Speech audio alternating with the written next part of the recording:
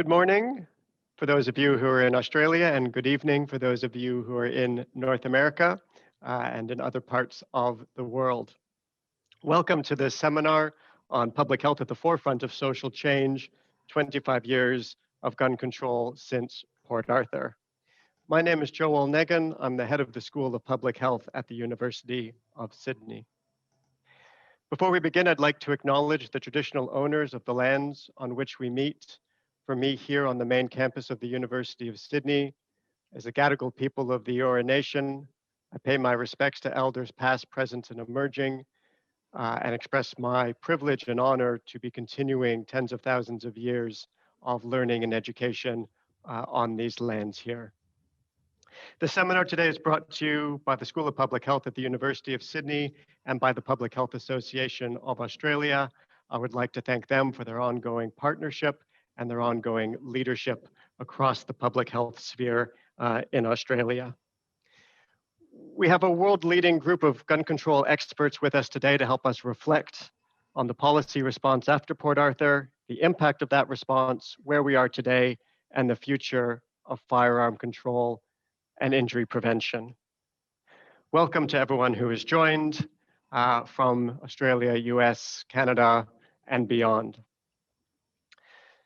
The facts are well known to most Australians. On the 28th of April, 1996, 35 people were killed in Port Arthur when a gunman opened fire with military-style semi-automatic rifles. Within days, the National Firearm Agreement was established, which strengthened gun owner licensing and firearm registration. At the same time, a mandatory buyback of newly prohibited firearms commenced. Over about 18 months, more than 650,000 firearms were purchased and destroyed.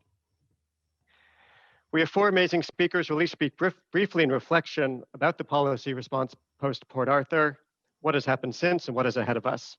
We will have time for questions at the end. Please put your questions into the chat function in Zoom, and we will go through those time permitting at the end. I will now briefly introduce our four speakers, and then we will hand over to them in sequence. The first is Rebecca Peters, who's a global expert on firearm policy and injury prevention. She has advised and consulted on gun laws in many countries as part of the UN small arms process. Her recent research has focused on survivors of gun violence in Central America.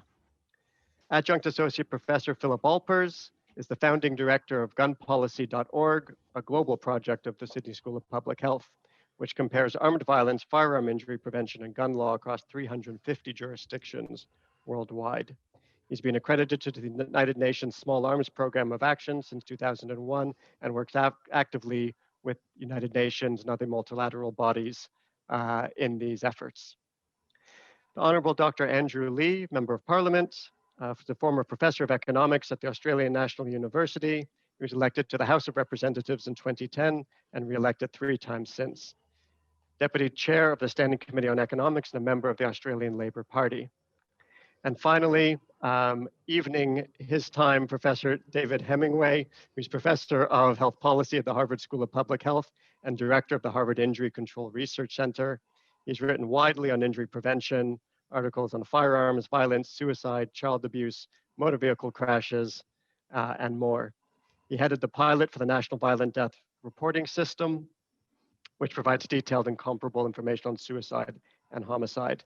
In 2012, he was recognized by the Centers for Disease Control and Prevention as one of the 20 most influential injury and violence professionals over the past 20 years.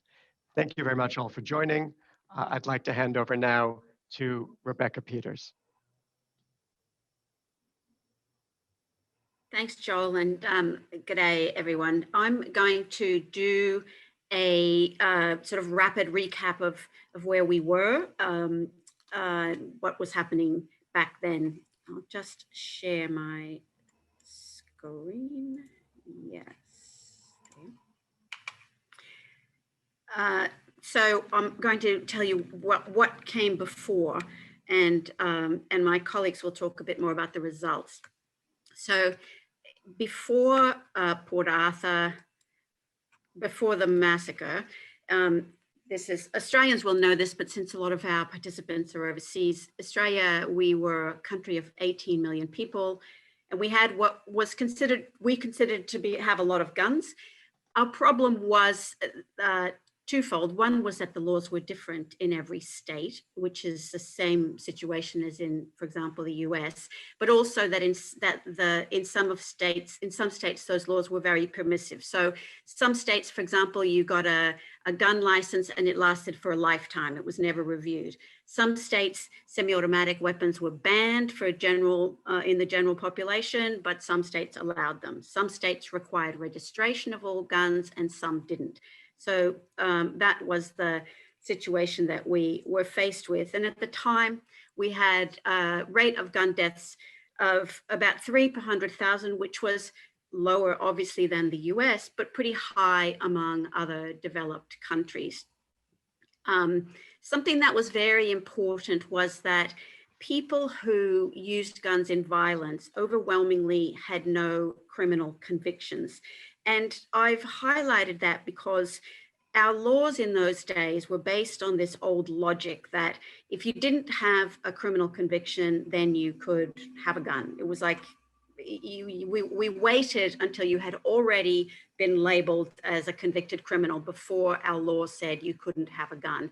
And obviously, and that's very much not the public health approach. That is based on punishment rather than prevention. And that was basically the logic of our laws, and which had already, that was obviously really unsatisfactory even before Port Arthur. We'd had a gun control movement since the 1980s, and there had been a series of inquiries and coronial inquiries as well after various tragedies. What we did at the Coalition for Gun Control was we compiled the recommendations of all these inquiries, and we mapped the state of the gun laws in each jurisdiction so that we knew what needed fixing overall as well as in each particular state. We knew that public opinion overwhelmingly favored stronger gun laws. And in fact, there was a general kind of confusion, as there often is in other countries too, like, why is this so hard? Why has this taken so long? And both major political parties used to say, oh yes, we definitely should do something, but neither was prepared to take the initiative to introduce stronger gun laws, really. This is just a list of some of the inquiries that just to sort of show you how much attention had been paid to this topic before. Each of these inquiries had recommendations for tightening the gun laws. And then this is a partial list of our coalition, which is these were the sectors of society who came together to form the Coalition for Gun Control, which was, different groups have different concerns. Some sectors were concerned about youth suicide, some about domestic violence, some about crime. For example, we had the finance sector union, which is the bank union, was very concerned about armed robbery. So for different reasons, different parts of our society wanted the gun laws to be reformed. And then, as Joel has said, the 28th of April, 96 was the massacre. And a couple of significant things. It was at the time the largest mass shooting of this type anywhere in the world. It occurred in Tasmania, which had the weakest gun laws in the country. And Tasmania was one of the countries which allowed semi-automatic weapons to be bought. And the place where it occurred, Port Arthur, was a place that was well known to Australians. Lots of people have been there on school excursions or on holiday or on honeymoon. And so it was a place that resonated with all of us. And also the victims, the people who were killed and injured and witnesses, came from all over the country. And in fact, some came from other countries. And that's significant because it meant that my screen is doing something funny here, sorry. It meant that oh goodness, oh no, what have I done? That the people came to Port Arthur from states which had much stronger gun laws. Like if you lived in South Australia at the time, then you lived in a state where semi-automatics were not easily available. But if you took a holiday in Tasmania, unbeknownst to you, you were going to a place where semi-automatics were easily available. And so that's part of shows the importance of having uniform gun laws across a country. It's not only that guns travel across borders, but also people do. So after that happened, very quickly after the tragedy, our Prime Minister, John Howard, said, okay, enough is enough. The laws will be reformed. And because the laws are state and territory laws, the federal government wasn't able to just pass one law. And so then he had to negotiate with all the states and territories. And what they came up with was the National Firearms Agreement.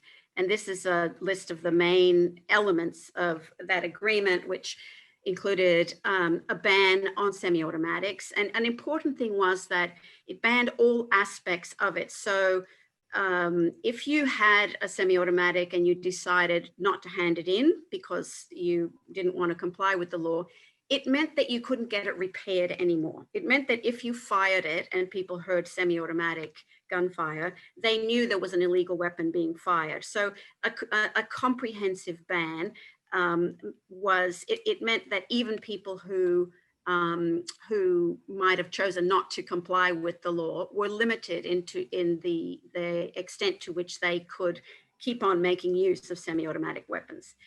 Registration of all firearms was a key pillar, and this aspect called the integration of the systems across the country is something that I guess we'll have a chance to discuss later. That actually hasn't happened.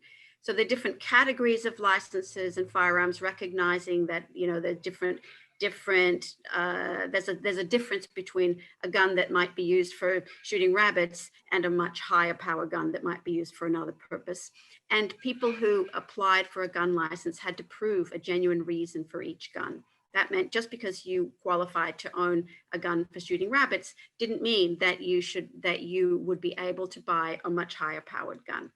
And then some uniform licensing requirements as well, because all those things were very different across the country. There were also safe storage requirements, control on ammunition. That's really important because if you allow ammunition to be bought freely, for example, as we used to see in Australia, that petrol stations, for example, sold ammunition, and you still see that in America. If you can buy ammunition without a license, it means that somebody who illegally owns their gun can buy ammunition. So it was really important that ammunition sales be limited only to people who have a license for the gun that uses that ammunition. And a ban on domestic violence offenders. And a really important statement in the laws was that the overriding interest is protecting public safety. So it's very, very clear that gun ownership, that the laws are there to serve the public and not for any other purpose. There was also a buyback, which I think Philip might talk a bit more about originally, and that there were 650, 700,000 guns destroyed earlier, and then it was extended. And the cost of this was 500 million Australian dollars, about 400 million US. And that included buying back the weapons, not only from private owners, but from dealers, as well as the cost of destruction and of upgrading the police systems. And the results of that, which my colleagues will talk about, has been that we've had we've saved a lot of lives, we've saved a lot of injuries, there's been economic costs, and also there's been a cultural benefit for us in that we haven't reached the point in Australia where we have to rearrange our society to account for the possibility that there might be a shooter on the loose. So Australian school children don't go through drills for what to do if someone comes to their school to try to kill them. in general, the degree of caution and looking over our shoulders that we have to do in Australia is much less than in countries that have still widespread and poorly controlled proliferation of guns.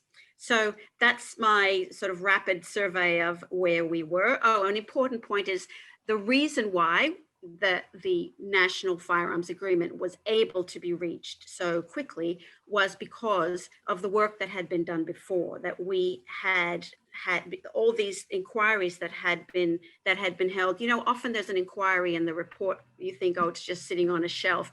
Actually, those reports were pulled off the shelf, and they were able to inform the policy that was made. So that's a hopeful note for everyone who works on research projects and thinks the results might never be of any use. In Australia, our gun laws were based on expert research and recommendations. Thanks for that. Great. Thank you very much, Rebecca. And of course, thank you for your leadership at the time and since. And I do want to add that a lot of that advocacy that you and colleagues led occurred in the building I'm in now, the School of Public Health building at the University of Sydney on the first floor. You and Simon Chapman and others working feverishly in those weeks after Port Arthur. So it's a proud part of the history of the School of Public Health that we remember as well. So thank you very much, Rebecca. Philip, over to you, please. Thank you. Now, Janelle, can you share Philip's slides, please? They're not up yet. It's just me to start with. Okay, here the slides are up. Can you see them, Philip? Yes, I can. Great. Okay, over to you. So what were the measurable results of all of this? The public health benefit that's most often quoted around the world is the spectacular drop in mass shootings in Australia. And back then, the definition of a mass shooting was 5 or more victims shot dead, not counting the perpetrators. But now, thanks to the Gun Violence Archive project in the United States, that threshold has been dramatically reduced to 4 victims shot, no matter if they're killed or injured. And that's why researchers and global mass media now publish much higher numbers. As of today, the Gun Violence Archive counts 161 mass shootings in America in the first 4 months of this year. But to allow consistent comparisons across half a dozen peer-reviewed studies and dozens of our publications over 25 years, we stuck with the 5+ definition. By that measure, the results have been stark. Australia suffered 11 mass shootings in 10 years, with 116 victims killed and 52 injured, up to and including Port Arthur. Most of those victims were shot with a semi-automatic rifle. Most of the killers were licensed gun owners with no previous history of violent crime or mental illness. All the perpetrators were men. And then suddenly, in the 2 decades that followed the gun law reforms, no mass shootings at all for 22 years. Sadly, 3 years ago, the count began again when a licensed gun owner killed his family of 6 and then himself in Western Australia. But what of all the shootings that didn't make that threshold? The farmer in Lockhart, New South Wales, and the parolee in Darwin, who in the years after Port Arthur killed only 4 people each. And the steady drumbeat of 3 or 2 or 1 victim shot dead, plus the dozens of largely unmentioned men, women, and children who suffered life-changing bullet wounds. Multiple shootings are just the visible tip of a much larger toll of gun death and injury. But the big figure is this. Following the Tasmanian massacre and the National Firearms Agreement which followed, the risk of an Australian dying by gunshot fell by more than half. And in a quarter century, that rate has shown no sign of climbing back up. Importantly, there's been no sign of method displacement in either homicide or suicide. No study has found evidence that killers or those with suicide in mind simply switch to other methods. Andrew Leigh and David Hemenway will break down some of those results in a few minutes. Meanwhile, we've also seen a significant shift in the number and type of privately owned firearms.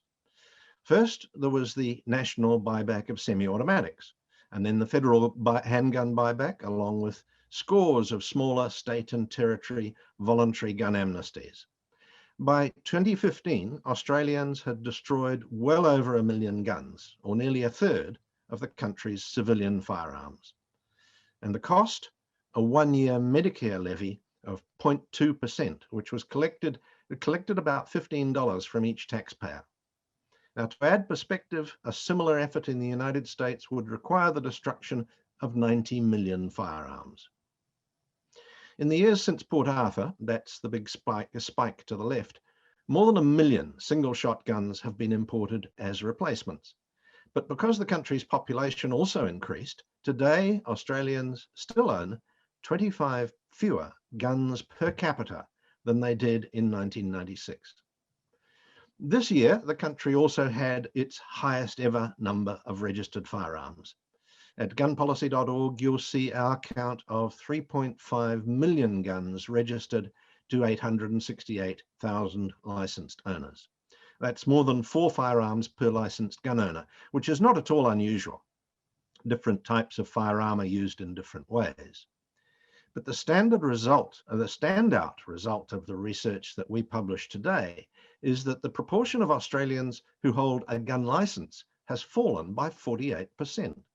Each year, a smaller segment of the population decides not to own firearms or decides to own firearms.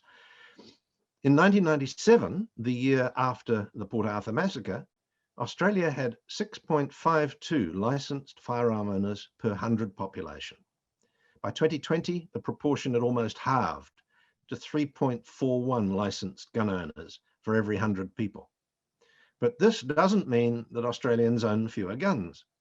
It's now clear that those who already own guns have bought more, while those who don't own guns are becoming more numerous.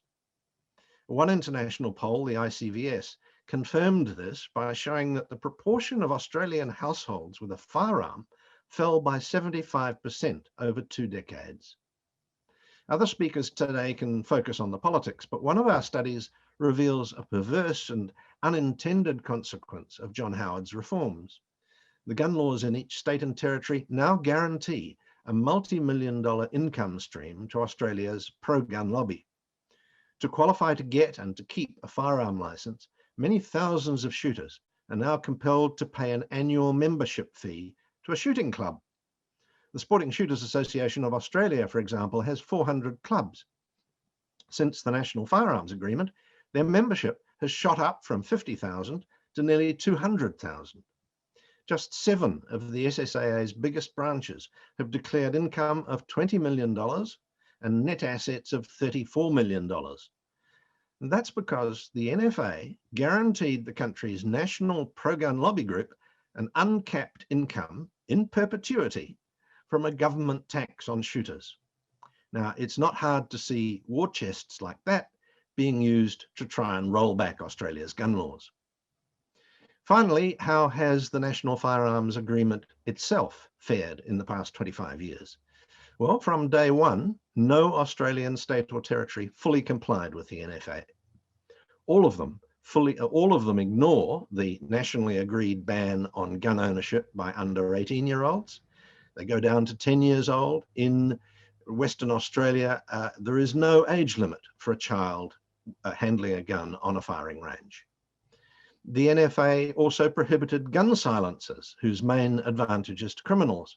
But these are creeping back now due to pressure from minority parties who sometimes hold the balance of power in state legislatures.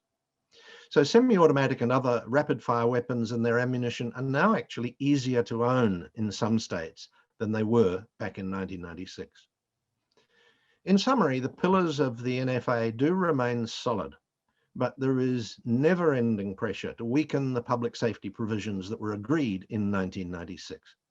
While Australians proudly tell themselves, and especially tell those in other countries, that the country's gun problems have been overcome, complacency will always remain a threat.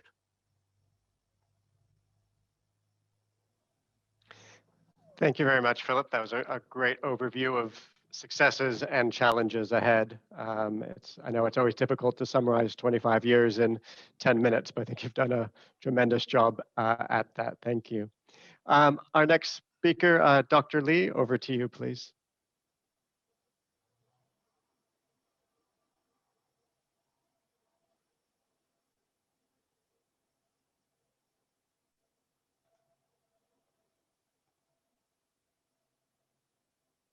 Sorry, Andrew, are you available?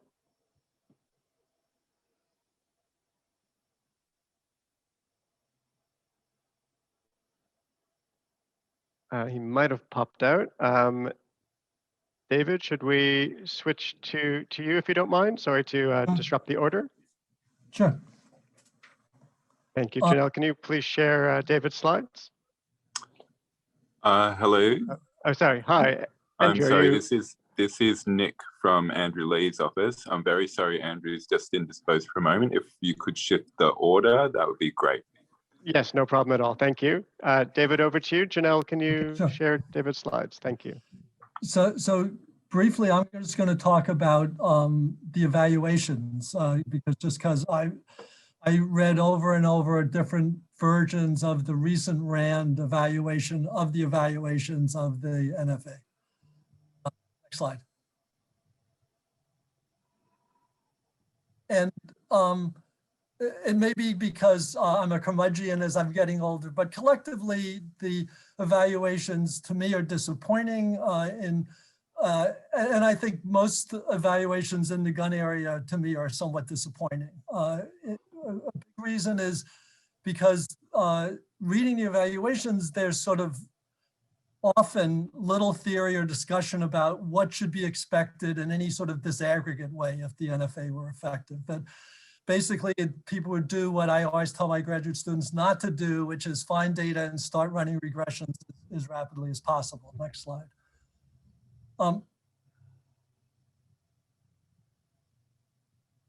Next slide. And everyone, so many people are using the same limited aggregate data set, which is annual national rates of homicide and suicide, guns and non-guns, beginning in 1979. Next slide. And the evaluations don't provide much discussion about what they expect might happen in any disaggregate way. So for example, it's hard to, even just in the notion of time, do they expect an immediate effect, a lasting effect, an increasing effect over time? Like for me, I just think the buyback should have had an immediate effect and then a lasting effect, but not an increasing effect. And it's so interesting to me to hear Rebecca, because reading these evaluations is so hard to figure out what all the other aspects of the NFA were except the buyback and what should be expected from them. Next slide. But what we can readily see from the aggregate data is that there was a large initial drop in firearm suicides, followed by a continuing drop over year after year after year. There was a large initial drop in firearm homicides, followed by a continual drop over the next years. It's known that there's the huge reduction in mass shootings, as Philip talked about, the drop in household gun ownership, which I learned from Philip through the years, not from the evaluations. And the two disaggregate effect was one by Andrew, the larger effect in states with larger buybacks, which is really important to understand the law and evaluate the law, and then also the larger homicide effect on women victims, which makes sense. And so at least these are all the things I think one might expect to have happened if the NFA were effective. Next slide. So it looks like good things happen for the evaluations. The big issue, the hard issue, is what's called the counterfactual. What would have happened without the NFA? Next slide.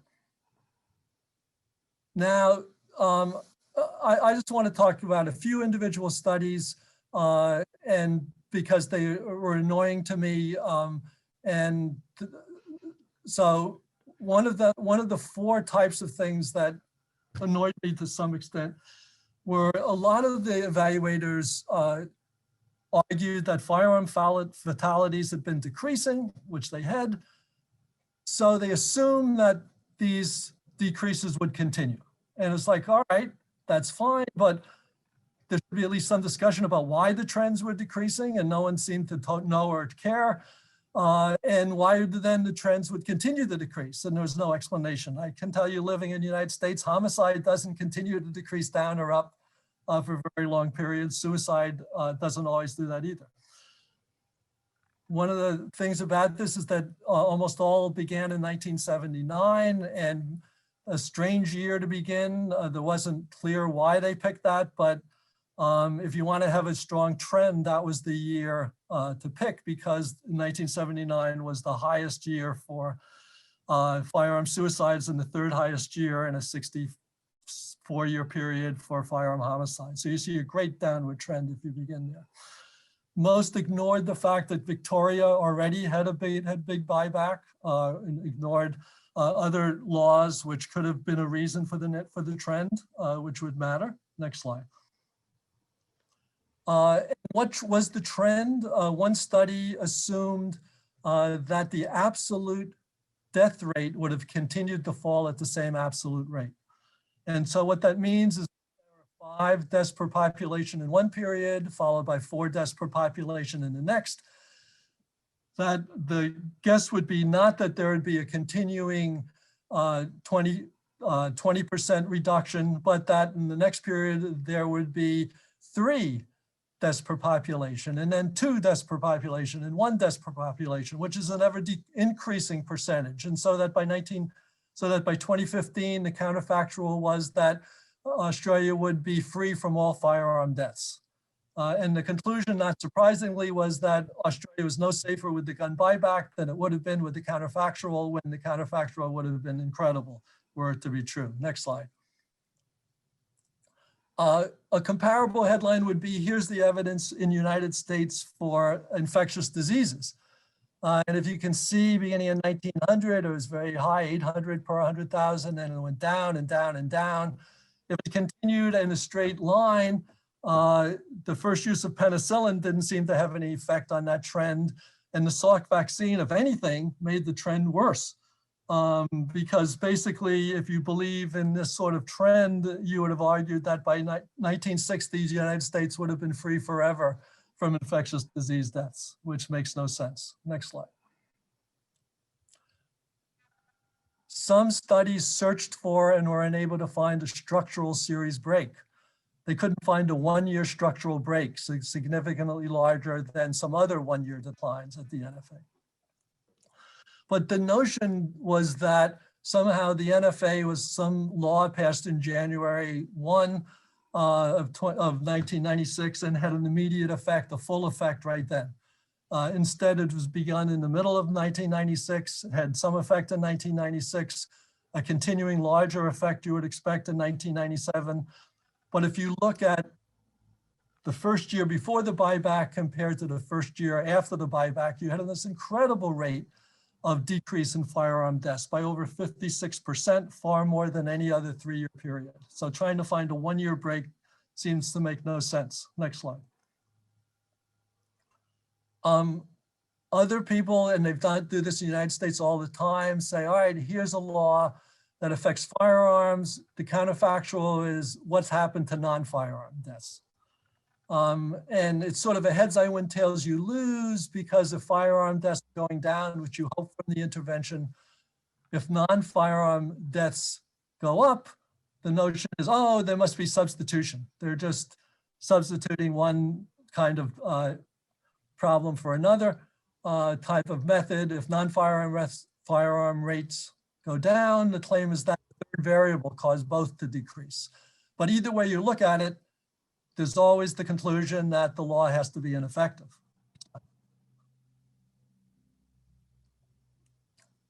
Next slide.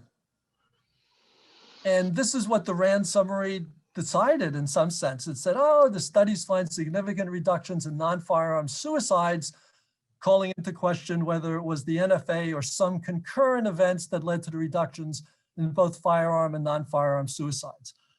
But if you look at the data beginning in 1995, the year before the NFA, and going to any year you want, I went to 2005, the firearm suicide rate fell 67%, the non-firearm suicide rate fell only 13%. And whether that's significant or not seems to be irrelevant. Next slide. Then sometimes the people use the counterfactual as here, hey, Australia had no mass shootings, but neither did New Zealand. But the notion has to be is that New Zealand enacted a major gun law in 1992.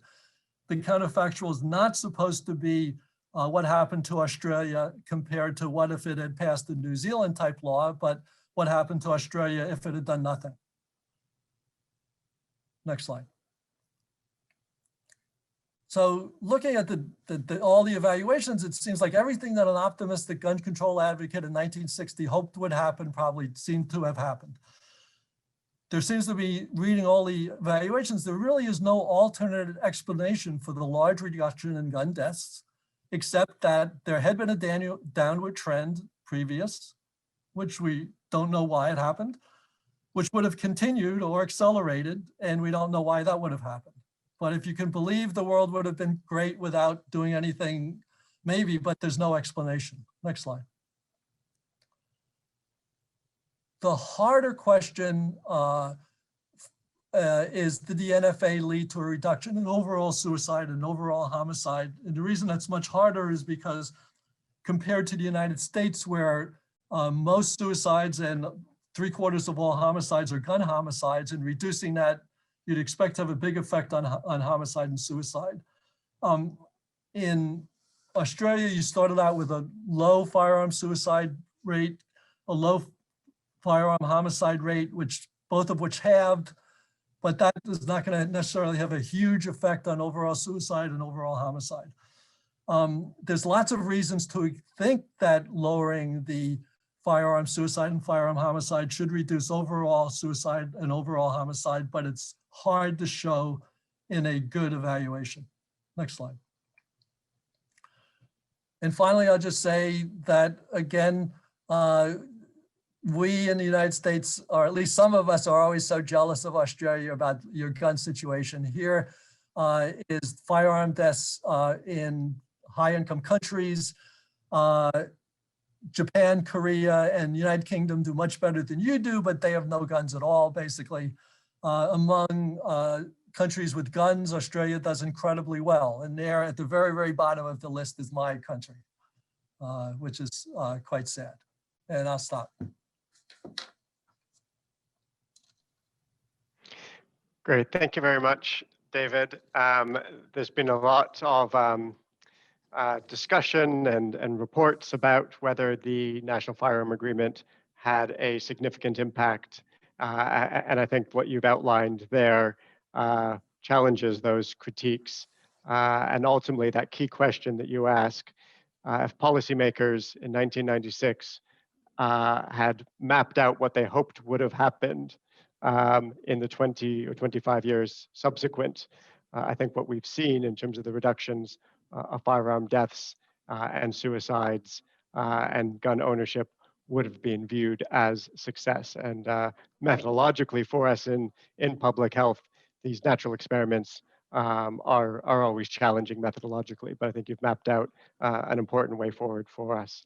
Our next and final speaker is Dr. Andrew Leigh, and I would encourage our audience to start thinking through questions that they'd like to put in the chat. We already have a few coming through, and I'll start to triage those and get them ready for our panelists in a moment. Thank you.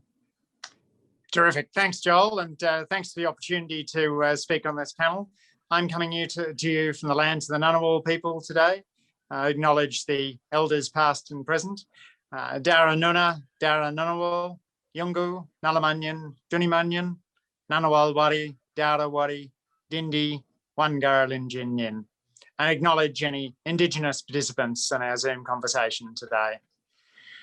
A quarter of a century ago, I lost the mentor who had been assigned to me at the law firm where I worked, Minter Ellison. Her name was Zoe Hall, and she was one of 35 people who was on holidays in Port Arthur when that worst massacre in Australian history took place. For Americans on the call, you should think about a massacre which killed 35 people in a country then of 18 million as being equivalent to a gun massacre in America today that claimed 600 lives. It had an extraordinary impact on the country, and one of the really striking things was the speed with which authorities acted.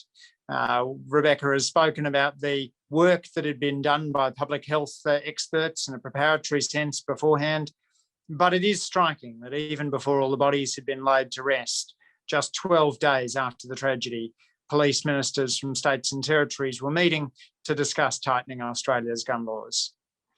As we estimate the effects, we can look at the time series changes. Christine Neal from Wilfrid Laurier University and I looked at some of the time series evidence, and there you certainly see the line appearing to trend downwards faster. David's highlighted some of the oddities in previous research. There's no obvious reason to start in 1979. It's not clear that you want to use levels. A log approach accounts for the fact that gun deaths can't go below zero. Once you approach the data sensibly, then there does seem to be evidence from the time series that lives were saved. But Christine and I took the view that the better way of analysing it was a panel data approach to look at variation across Australian states and territories.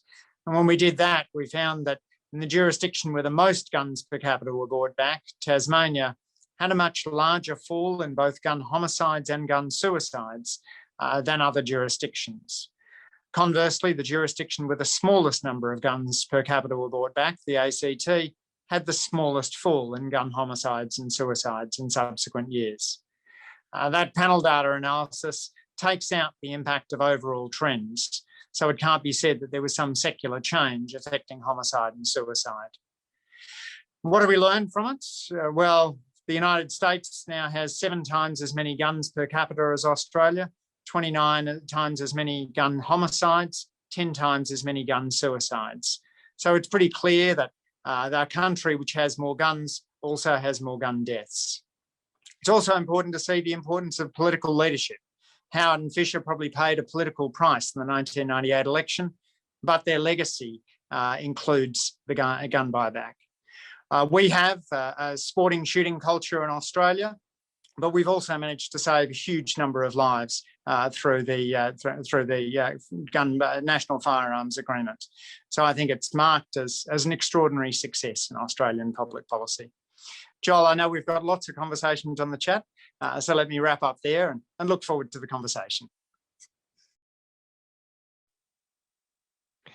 Great, thank you to our 4 speakers for their perspectives on what we've seen. I'd encourage people to put questions or comments into the chat. I also note we have a number of leading firearm injury prevention and gun control experts on the call today from Australia and from the US. So I'd encourage you to provide comments. I guess I'd like to turn a little bit, and David, I might turn to you first, and then Rebecca, maybe to you second, in terms of reflecting on lessons learned from the Australian experience and whether it does have any resonance for the US, David, in your case, or Central American countries, Rebecca, in your case. I mean, it is something that Australians laud as a key part of our culture and a great public health success. But I wonder, does it actually have resonance, or is it seen as an Australia-only unique model? David, can I turn to you first, please? So the United States is so parochial that we can learn nothing from other countries, too many of us believe. Lessons I would take from the NFA were, one was just the importance of having a conservative leader do something. In the United States, after every mass shooting, the conservatives do nothing in the United States. They give their hopes and prayers and say, let's not talk about this now. This is not the right time to talk about it. And basically, there's no time to talk about it except for hopes and prayers. And it's so sad in the United States that this has happened. And it would not, in the United States, always talks about when Nixon opened up China. that the Liberals had wanted to do that for years and years and years and years and never could do it because of the conservative pushback. But Nixon was a conservative, and so he could do it, and so it happened. And I think that's the same way you'd see with gun policy in the United States. And as Rebecca was saying before the NFA, how survey after survey showed that the large majority of people wanted the changes in the laws, and that's typically seen in the United States, though it used to be huge overwhelming majorities, and now it's just large majorities. So there's been a distinction, and so things have changed interestingly in the United States in lots of ways. And one way is it's become more polarized. After every mass shooting, what seems to happen is the blue states become more restrictive in terms of guns, and the red states become less restrictive, which is sad. Great. Thank you, David. We might come back to that because there are some questions in the chat about the American experience and President Biden's recent reforms. So we'll come back to that in a moment, perhaps. Rebecca, perhaps you could reflect on your global experience in this area. Sure. I mean, I'm often asked by journalists or policymakers in other countries, what is the one thing, the one measure, the one intervention that should be taken? And I guess, I wish that people would see the lesson that Australia's approach was comprehensive. So we had a buyback, but there isn't that much point in having a buyback if you don't also cut off the supply. Like having a buyback is mopping up the floor, but if you don't turn off the tap, then the buyback won't really won't achieve what you wanted to do. And so sometimes in other countries there are buybacks, but they don't change the law that says you can't have these particular types of guns anymore. So the buyback doesn't really reduce the proliferation of those weapons. And similarly, like our approach has been on a whole lot of different fronts in terms of storage and licensing standards and all kinds of things, which is the way to approach it. There isn't one single measure. And also that the design of our system is easy to enforce. There's a benefit in that if you reduce the number of people who own guns, that reduces the number of people who need to be policed. That Philip pointed out that then the proportion of households that have guns is smaller now, but people who have guns have more of them. Well, by reducing the number of points in your country where there are guns, that reduces the number of points from which guns can be stolen. A comprehensive approach is really important. But I guess a really critical thing is that we did have bipartisan support from the major political parties, and it was the constellation at the time that the Conservative Prime Minister, he had just been elected, so he didn't have that kind of anxiety about the next election, and that by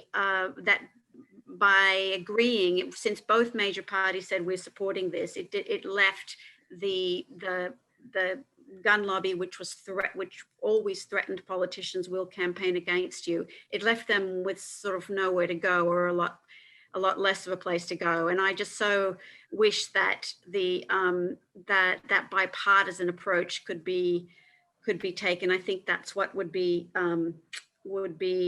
a huge difference. Another lesson, though, that I'm often asked about, especially in the US, is, but are we less free?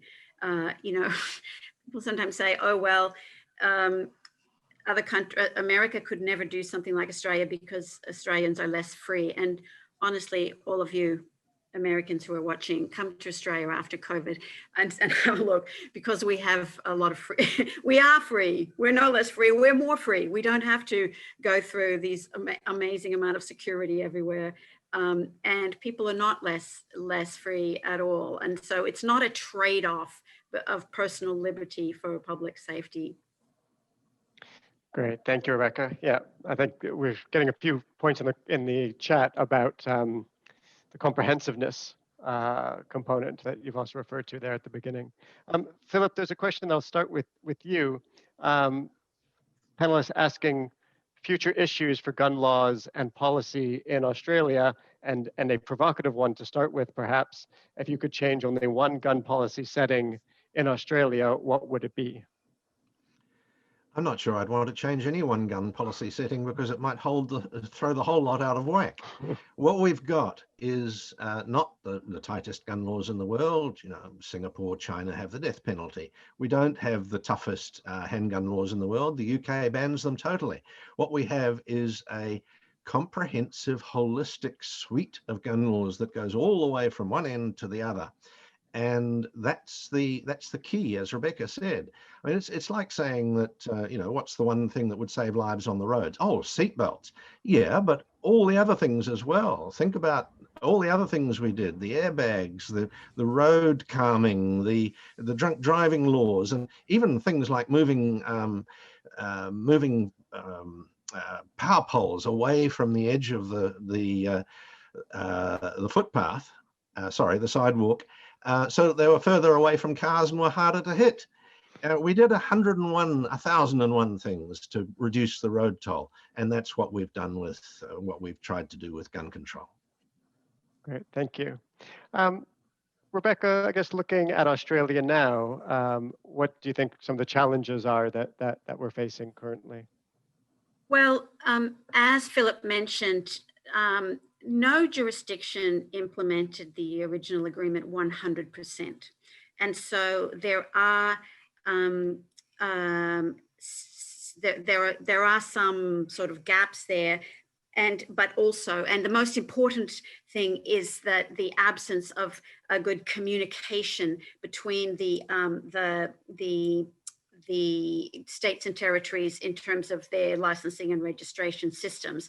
And even actually within states, there is sometimes a problem with the different information systems of the police communicating. Like there's sometimes information, you know, people fall through the gap between the domestic violence information system and the firearm licensing, and or there's a requirement in general of gun clubs, for example, to report on members who seem like that for some reason they should be, or any concerns about people who are shooting at their clubs.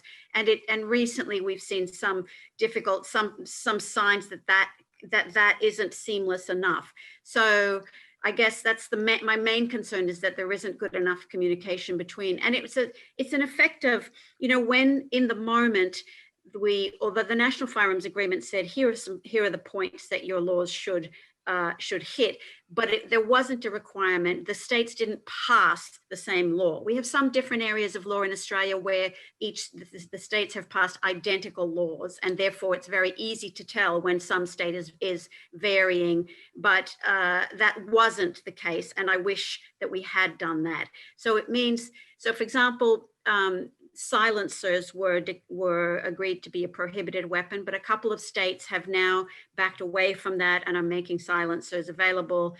The ban on semi-automatics has been sort of loosened in a couple of places to allow some categories, increasing categories of people, to be able to use them. So there is some backtracking that's gone on, and that's particularly because of the fact that the Australian political system often puts minor parties in a position to be able to use the gun laws as a sort of horse trading, to say, well, we'll support the government's legislation on something else if the government agrees to loosen the gun law a bit. So I do have concerns about those, and really it's actually surprising that the federal government hasn't shown more interest in making sure that the standard is maintained, and there isn't any legal mechanism to ensure that states and territories don't backtrack. Great, thank you. That point about information sharing across states is one that is getting some attention, although Philip would note that it's been talked about for 20 years and it hasn't had a lot of traction yet. But that the gun registration between states doesn't talk to one another.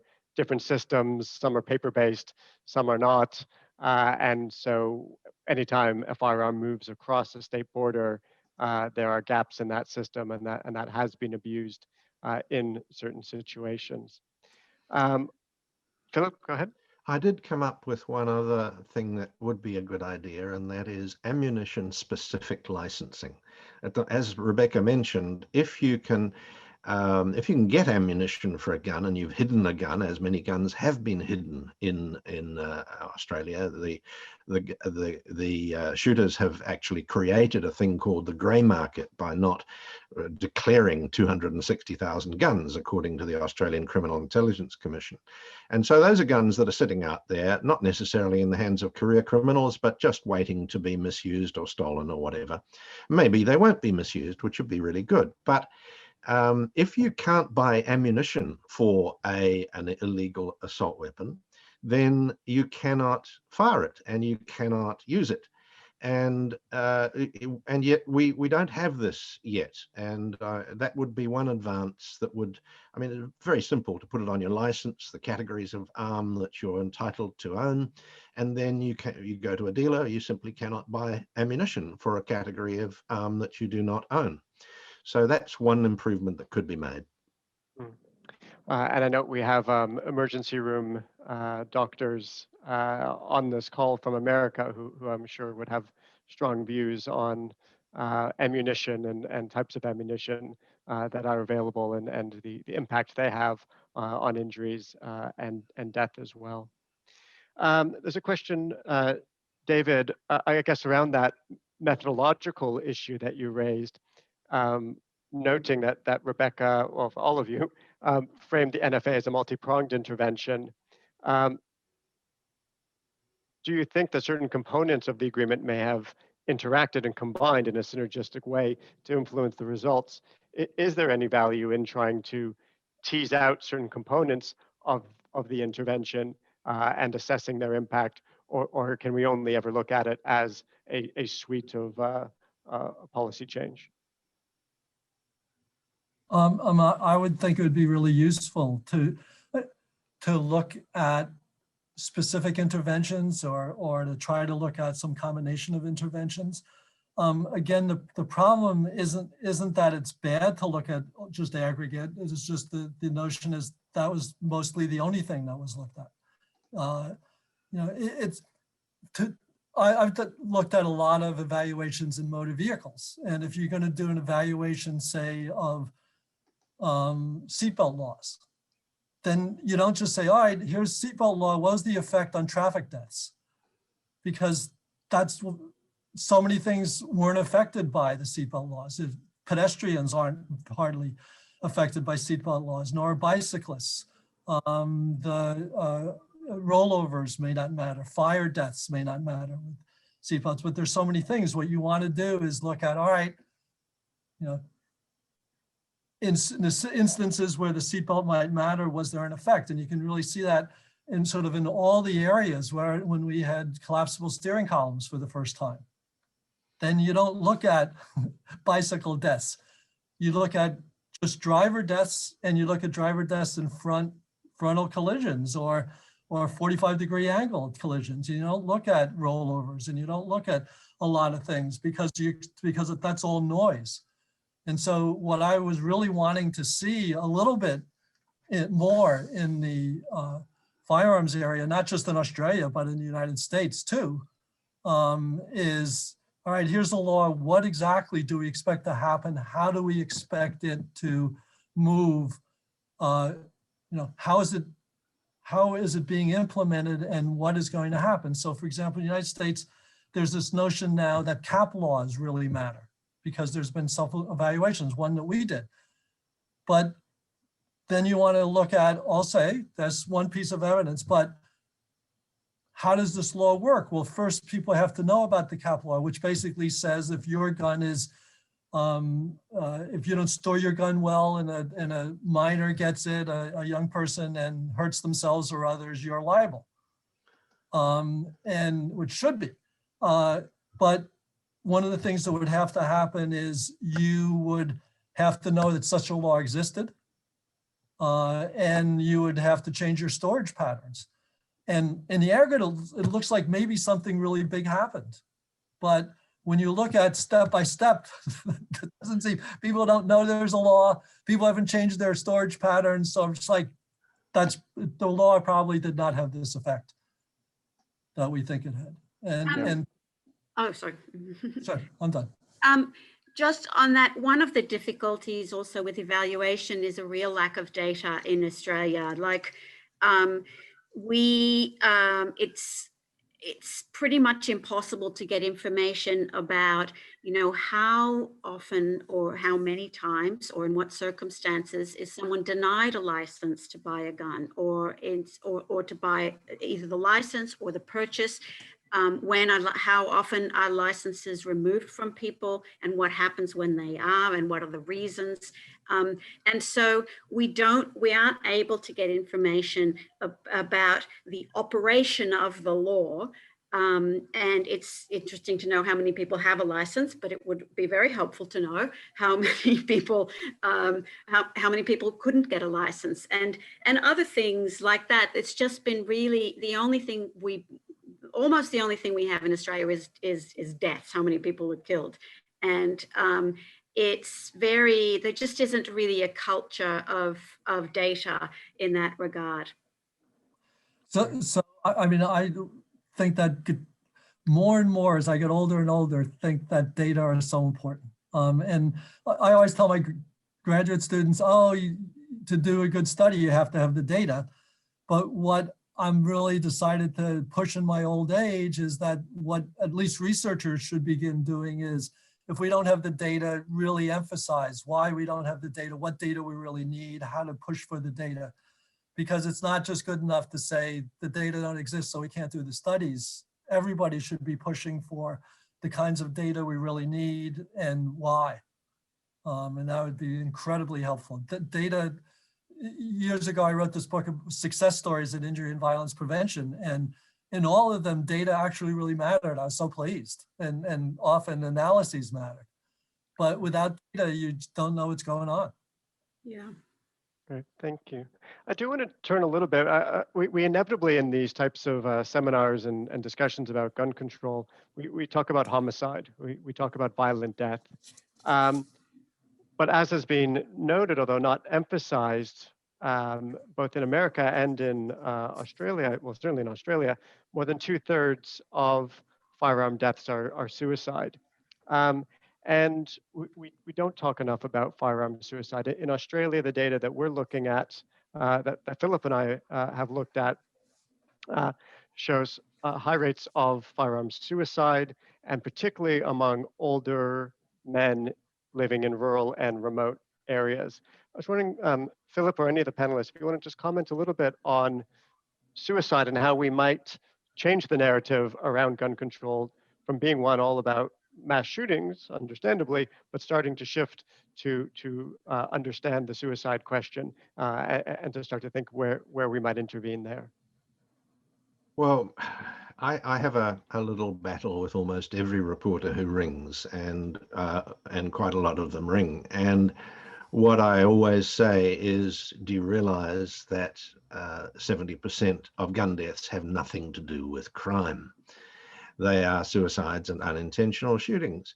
And these are equally preventable to public health. That's not a different ball game.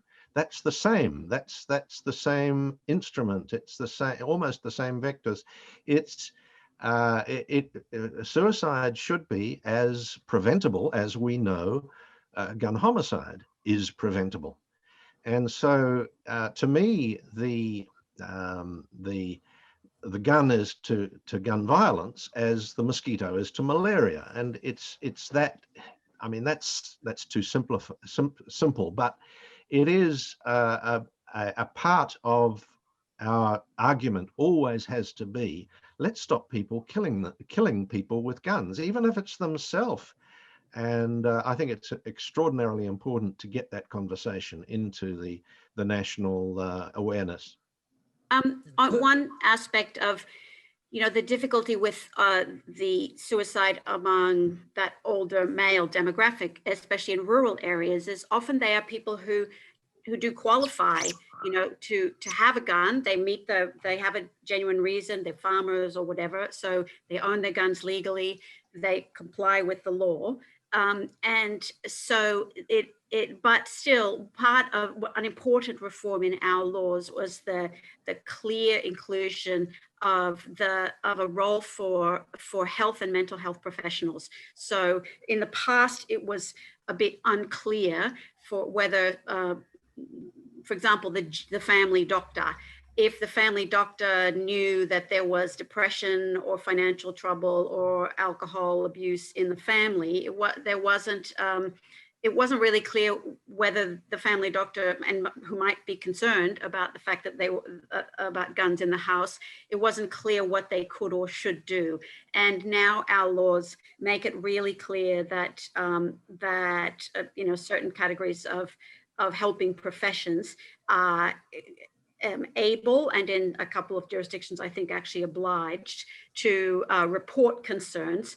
Not that anyone would be prosecuted for not reporting, but the notion that the recognition that access to guns combined with mental health difficulties creates a high risk situation is in there. And also, at the time when we were arguing about the gun laws, there was very vocal opposition from some groups, but it was interesting that, for example, the rural women's groups were supportive of the gun laws, and partly because they were concerned about violence against women, but also they're the ones who were very concerned about youth suicide, and they're the ones who see in their families the danger that's created. So it is really crucial to recognize that, and for the policy as well as the practice to respond to that fact that most of our gun deaths are suicides. Yeah, I'll hand over to David in one moment, but I just wanted to add that I'm in conversation with the National Commissioner on Veteran and Defense Suicide, which speaks to your point, Rebecca, that they've acknowledged that suicide among our defense personnel and veterans is high. That's not exclusively firearms, but that's a population that is familiar with firearms and would be more likely to own. So that is a parallel conversation we are having. David, and then over to Philip. Sure, we've done a lot of work about guns and suicide, and I think I would always argue that, at least in the United States, the evidence is overwhelming. More than anything else about guns, we know that a gun in the home increases the risk of suicide by something like threefold. I think for the first time over the last 10 years now, suicide experts all in the United States understand that, which they really didn't. And so many of our, every suicide state has a suicide prevention plan that talks about means and guns. One of the things that we found too is that one of a member in my group, Kathy Barber, spent a lot of time working with gunners, finding common ground. This is one place where there really is common ground, and we've gotten gun shops, gun trainers, gun ranges to start doing things to try to reduce suicide, and it's incredibly exciting. And it's all about changing social norms rather than laws. It's really a public health approach where just as friends don't let friends drive drunk, if somebody's going through a bad patch, getting a divorce, they're talking crazy, they're drinking, it should be your friend's responsibility to, quote, and this is their words, babysit and quote the gun for a while till you get a new girlfriend and then you get your gun back. And they love it. Now there are, like the state of Utah, because we went there and we got the gunners on board, the state of Utah requires when you go to a gun training class that the trainer talks about suicide and has a module about suicide, and this had never happened before. So suicide is a way, I think, to, at least in the United States, to begin reaching the gunners.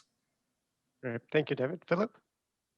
Yeah, I just wanted, we've only very briefly passed on mental health during this conversation, but I think it's such an important area. And a really interesting thing flew out of my email the other day, thanks to Stephen Bendel, by the way, who I know is watching. He sent me a line from a coroner's report. There's been a nasty case in Victoria recently. And during this, trying to figure out what to do about this, the coroner reviewed the Victorian homicide register between 2010 and 2020 and found 98 homicides during that period where a firearm was the murder weapon. Fair enough. Of the 98 cases identified, at least 28 cases involved an offender who had a known or suspected mental health condition. Now, look at the emphasis there. Look what the coroner is emphasizing, and that is the public fear of mental health. Now, if you take exactly those same figures and turn it around to reframe it to avoid that common practice of blaming people with mental illness for firearm homicides, then what we have here is that a 10-year coroner's study has revealed in 72% of cases the perpetrator displayed no previous diagnosis or even signs of mental illness, which might have resulted in prevention by confiscation. So if we can turn that around to point out that people with mental illness are not actually the problem, they're the fear, but they're not the problem. Joel, just another point about the business of guns in the house. In Australia's laws, in most jurisdictions, it's because people have their guns under license, so conditions can be put on that. So, for example, if a person, it's not necessarily, the risk of suicide is not necessarily the owner of the gun. It could be another member of the family. And so the Australian system allows for a requirement to put on your gun license, which is you must store your guns outside of the house whilst X person is living there or something like that. And I've heard of cases where that's been done, where it isn't just about we're going to punish you because you're bad, to try to get away from the idea that the only role of the police is to punish you for being bad, but rather, since the purpose is to protect public safety, and that includes members of the household. So and that's something that legally needs to be built in, that it's the interests of other people in your household can be taken into account in the way that in the way that your license is exercised, if you know what I mean. Yeah. And it does bring us to the other thing that's been highlighted in my discussions with Department of Home Affairs and New South Wales Police and others, other than suicide, is the domestic violence component of this, which our data is not wonderful on. So we're having to be a little bit cautious about the data aspects, but certainly to the domestic violence aspects. And that is not only deaths and injuries, but has been made clear also the intimidation factor. That is not actually a crime that will show up in our crime statistics, but the ownership of a firearm in the household and potential for intimidation becomes another factor. So it's important that we're having these discussions, and to Rebecca's point, highlighting the potential points of intervention as well. We only have a few minutes left, and there's a couple more questions in the chat that I did want to turn to. One for Philip that I think is perhaps a challenging question. But what does Philip see as a resolution to reduce the undesired outcome of the firearm clubs receiving the benefit of membership fees from gun owners? I hope that's not whatever the opposite of a Dorothy Dixer is. Well, if you were a liberal government with a obviously conservative bent who had followed all the free market rules, etc., and if you believed that, for example, at universities, if there was a compulsory license to become a member, if everybody was compelled to be a member of the university union, that was some dreadful crime and there was an offence against all free market principles, and therefore the Liberal government would want to abolish such a thing, which they did in Australia with great glee, proceeded to do precisely that, then surely you would do the same for shooting clubs. I've got a point on it. I think that, I mean, at the time when the training requirement was introduced, we did anticipate that the clubs would be doing the training, and but I guess I would be less bothered by the accumulation, by the fact that the operation of the law channels money into the groups that are opposed, that are campaigning against the law, if the government was also funding some degree of effort to maintain the law, like some monitoring mechanism, some, I mean, if you compare this with other public health questions, I mean, any other public health issue, there are people who have, they don't rely on volunteers, you know, in terms of to do the research, to do the monitoring, to do the policy thinking. Somehow, for some reason, this that spirit of everyone in bipartisan approach to trying to get the best outcome we can in relation to firearm regulation hasn't carried on. And so the disproportion, the imbalance between the resources that are available to the people who are wanting to reduce the strength of the laws and the resources available, there's no one clearly identified in government, for example. There are not people who are working on understanding and monitoring and making recommendations about the gun laws whose primary commitment is to public safety. So that's what I think could, at least the amount of money that is going to the gun lobby could be balanced out if similarly funds were being provided to people who are concerned to maintain the laws. Great, thank you. There's a comment in the chat regarding transparency of political donations and lobbying of politicians. And so monitoring, at least that, does start to add transparency to that lobbying effort. Yeah.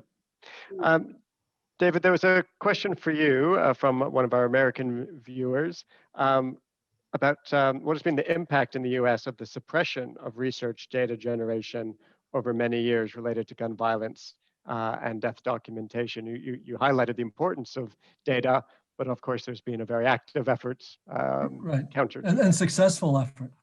Though it's a little less now, things are getting a little better, but basically we've lost 25 years of good research on this area compared to other issues. And what that means is that we know so little compared for such a huge American problem. And so it means, I think, that we don't always know exactly what to do. And it's hard to get as much support because we don't have the good data. And it means that people can make claims which are completely inaccurate. At least there's always this notion it's easy to lie with statistics, but it's a lot easier to lie without statistics. And that's what happens. I'm always asked, if we get some more money, then we'll be okay. And the answer is, well, maybe. I mean, or what should we study? And the answer is, if this was cancer research and you had only 2% of what you should have had over the last 25 years, it's not like, oh, now we're fine. Now we have 5% of what we should have, and now we'll be able to figure things out. And there really are so many examples that I could give about the data making all the difference. There's a question regarding President Joe Biden's recently announced gun measures and a request for the panel to comment on what are the best prospects for gun control in America, given those measures. Those are very small measures just by that the president can do by himself. It's interesting that ghost guns are a problem in the United States. I didn't think they'd be a problem yet because it's so easy for anybody to get any gun they want at any time. Why do you need to use ghost guns? But I guess that's just another way for the wrong people to get guns. But it's. And Rebecca and Philip, you can comment on America, but I'm wondering also other countries in which you're working where you've seen either great challenges or hopefully some progress as well in terms of firearm control. Yeah. Oh, so go for it, Philip. I'm always reminded of how a gun law makes no difference at all by Papua New Guinea, which has globally up to standard good gun laws and simply doesn't enforce them. And what's made the huge difference in Australia is that there has been a cultural change. I'm old enough to remember when a police officer, the local sergeant, would drink with his mates at the local pub in a country town, and then they'd all drive home drunk together. That stopped happening. That began to change, and now we have drunk driving laws and very stringent road safety measures in that regard. Now, almost the same thing is happening with the police. Over a generation of police, they have started to really attack people who have guns and illegal guns and ammunition. There are task forces, 2 this week announced, springing up all over the country to actually tackle the problem of illicit firearms. And that is having a measurable effect. In the old days, anybody who had a firearms license was by definition a good bloke, and the local bobby, if they wanted to inspect your storage, as they can here in Australia, they can inspect your storage at any time. They would ring up and ask, "Oh, can I come over on Wednesday, Joe?"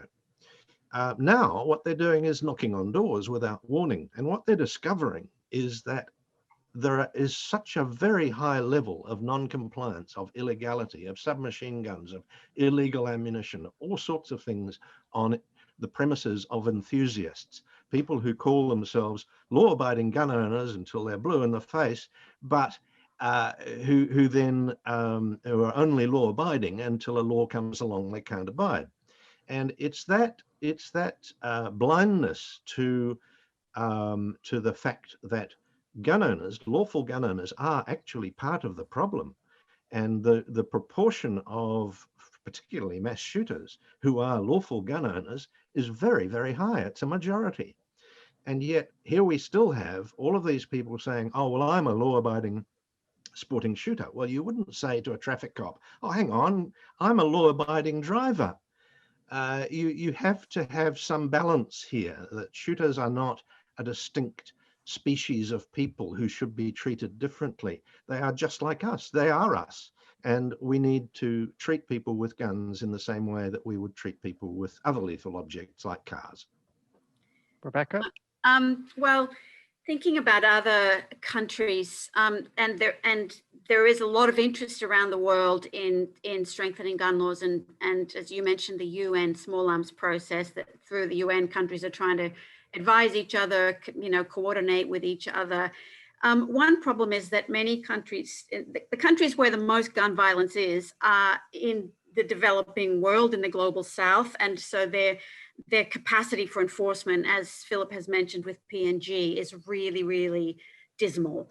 But there are one big push that civil society has made in the past few years is to make the connection between gun laws and domestic violence laws. So many countries don't even recognize domestic violence as an offense, and so but gradually that's coming into the criminal code of various countries, and increasingly now we're getting countries to agree to say, okay, if you're for a domestic violence history of domestic violence, to disqualify someone from having a gun, and also so that someone involved in a domestic violence case would think about guns, and someone involved in guns an official would think about domestic violence.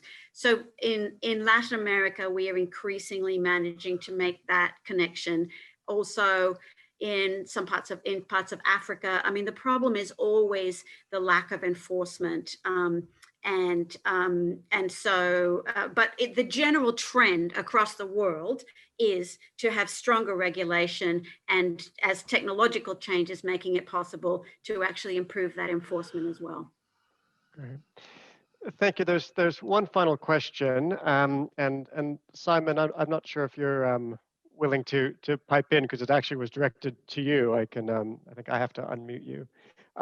It's a question about product distribution of guns and any analogies that there might be about the product distribution of guns and the product distribution of tobacco in terms of appearance, distribution, and so on. And I was wondering if you wanted to try and address that at all. I know it's a bit of a tricky one. I guess they're probably. Can you hear me, Joel? Yes, we can. Yeah, I guess they're alluding to, you know, what's been done with tobacco control with, you know, plain packaging and health warnings and so forth to try and de-glamorize them. I mean, some countries, Brazil, for example, has banned flavorants and additives to try and make the taste of cigarettes and tobacco products less appealing.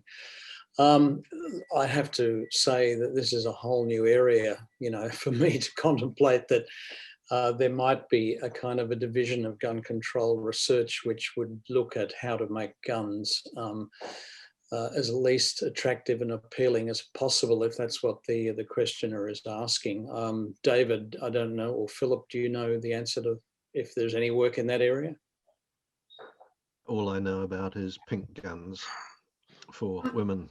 Yeah, well, there has been some litigation in the US about gun manufacturers who advertise their guns as being basically appealing to criminals or people who would like to be like criminals. Like the advertising said, you know, as tough as your toughest customer or as your toughest opponent. Advertising, for example, a fingerprint resistant finish, so aspects of products of guns that are basically designed to appeal to the criminal market is something that has been addressed in the US. Right.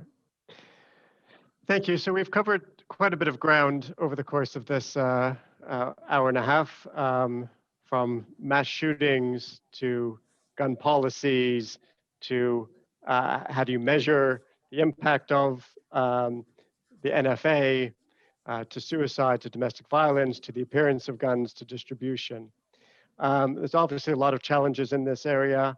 I think there's a lot to be said for what Australia has been able to accomplish, and I think it's important for us to also maintain our own rigor as a country in Australia on how we maintain this progress that we have achieved, and not be lulled to sleep by apparent success.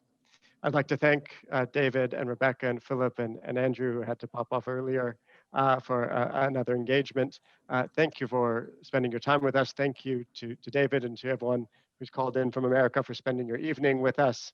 And we look forward to working with all of you on keeping Australians and people around the world safer over the coming years.